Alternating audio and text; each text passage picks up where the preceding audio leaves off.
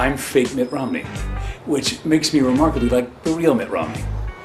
I took a break from picking up a check from Goldman Sachs to speak to you, America.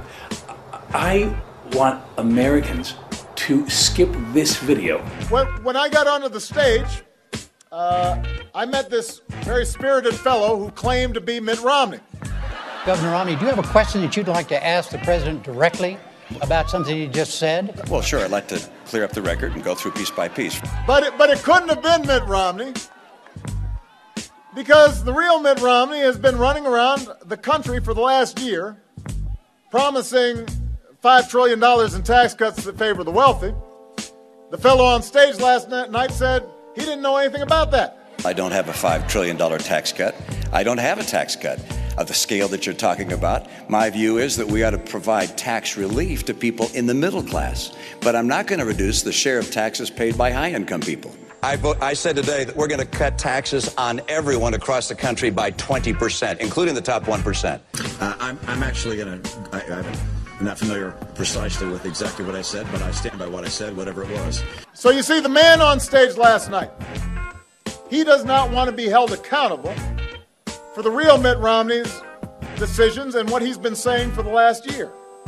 And that's because he knows full well that we don't want what he's been selling for the last year. So welcome to Jerusalem. Thank you so much. Prime Minister, it's an honor to be here again in your home to meet your wife and your son. A nuclear Iran is not only a problem for Israel, it's a problem for America, and it's a problem for the world. If I were Iran, I mean, and a crazed fanatic, I'd say let's get a little dishonest material to Hezbollah, have them carry it to Chicago or some other place, and then if anything goes wrong or America starts acting up, we'll just say, hey, guess what? Unless you stand down, well, we're going to let off a dirty bomb. I'm actually going to... I'm not familiar precisely with exactly what I said, but I stand by what I said, whatever it was. That's the math. We can't afford to go down that road again.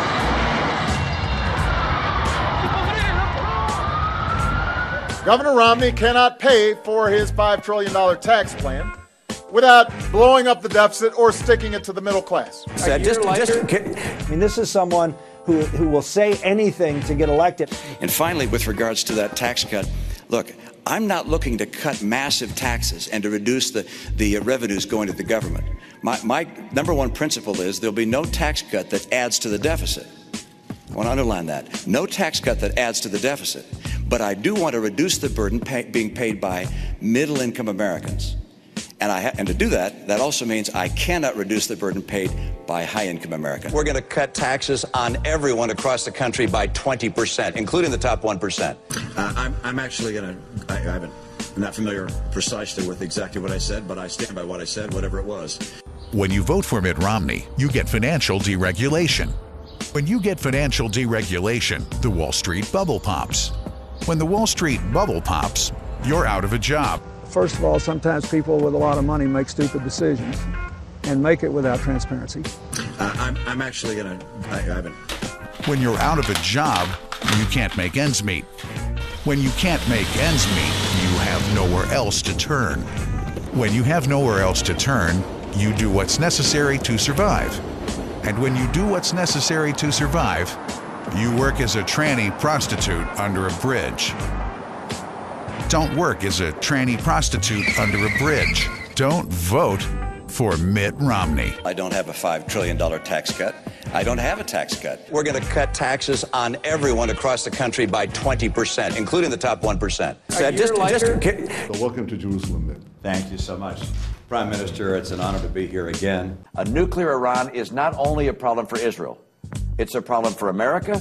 If I were Iran, I mean, and a crazed fanatic, I'd say let's get a little dishonest material to Hezbollah, have them carry it to Chicago or some other place, and then if anything goes wrong or America starts acting up, we'll just say, hey, guess what?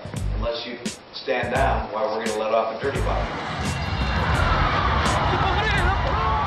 That's the math. We can't afford to go down that road again.